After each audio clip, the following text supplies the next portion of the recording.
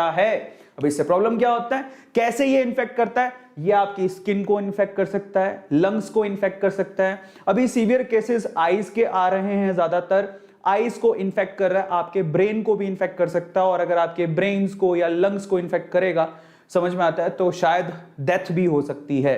Actually करता क्या है, जो हमारी धमनियां होती है ना, रक्त धमनियां, जिनको आर्टरीज बोलते हैं, हमारी रक्त धमनियां, जिसकी वजह से एक्चुअली खून जाता है हमारी बॉडी के अलग अलग पार्ट्स के अंदर, एक्चुअली उन्हीं को ब्लॉक कर देता है।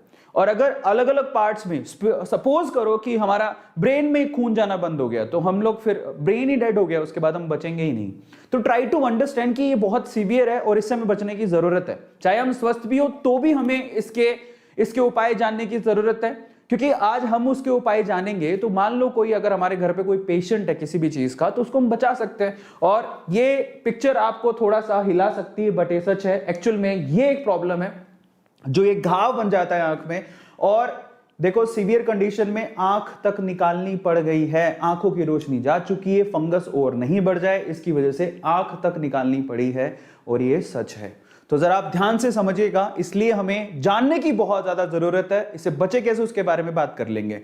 एक्चुअली होता कैसे है, मान लीजिए आप वेट, जहां पर ज्यादा गीला होता है, अगर आप गार्डन में घूम रहे हैं, ज्यादा गीला है, ठीक है, तो वहां से वो फंगस आपकी बॉडी में जा सकता है और आपको इन्फेक्ट कर सकता है। ये भी एक तरीका है, लेकिन अगर आप स्वस्थ हो, आपकी इम्यूनिटी अच्छी है, तो आपको ये इन्फेक्ट नहीं करेगा।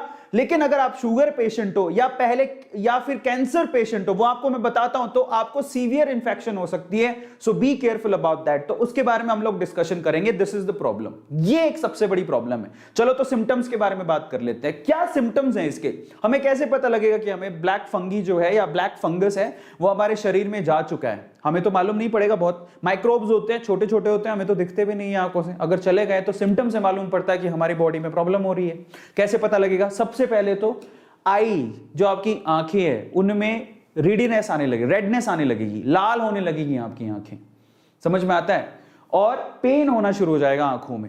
ये एक सिम्टम है जो आपको ध्यान देना है। और यहां पर सबसे ज्यादा सीवियर कंडीशंस अभी तक जो देखी गई है वो आंखों से रिलेटेड ही देखी गई हैं, समझ में आता है। रेडनेस आंखों, सिर्फ आंखों के अंदर ही नहीं, आंखों के आजू बाजू भी लाल होने लगेगा। इसके अलावा आपको ब्लड वॉमिट्स आने लगेंगी, समझ में आता है, आपको ब्लड वॉमिट्स, और आपको जो लेट्रिन होती है वो भी ब्लडी वाली आ सकती है, वो भी इसके सिम्टम्स हैं बाय द वे। इसके अलावा आपके टूथेक हो सकता है, ठीक है। इसके अलावा जो सबसे इंपॉर्टेंट है, आपको ब्लड विजन, ऑब्वियसली आंखों पे अटैक कर रहा है, सबसे ज्यादा आंखों की ही प्रॉब्लम हो रही है, तो आपका विजन ब्लड हो जाएगा एकदम से। आपको साफ दिख रहा था लेकिन अभी आपको धुंधला दिखना शुरू हो जाएगा, ये भी एक बहुत बड़ी प्रॉब्लम है।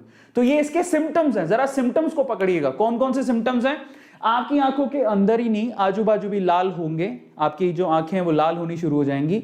वॉमिट आपको ब्लडी आ सकती है, लेट्रिन भी आपको ब्लडी आ सकती है, आपके टूथेक हो सकता है, ये तो नॉर्मल भी में भी हो सकता है, लेकिन ये टूथेक भी उसकी एक सिम्टम है। इसके अलावा आपका ब्लड विजन भी हो सकता है, आपको धुंधला दिखना भी शुरू हो सकता है।